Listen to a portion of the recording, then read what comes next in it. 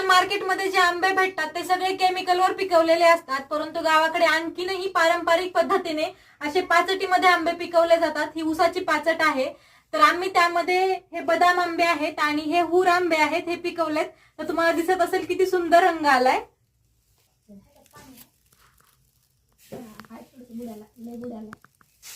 आंबे अशा पद्धतीने पाचटीत पिकवल्यामुळे त्यांना एकदम पिकण्यासाठी पोषक वातावरण भेटतं.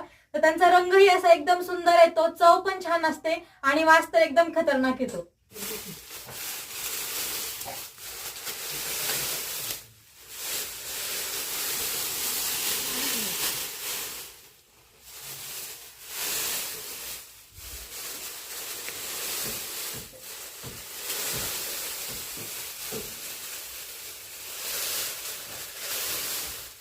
व्हिडिओ आवडला असेल तर लाईक करा आणि चॅनलला पण नक्की सबस्क्राईब करा. बाय.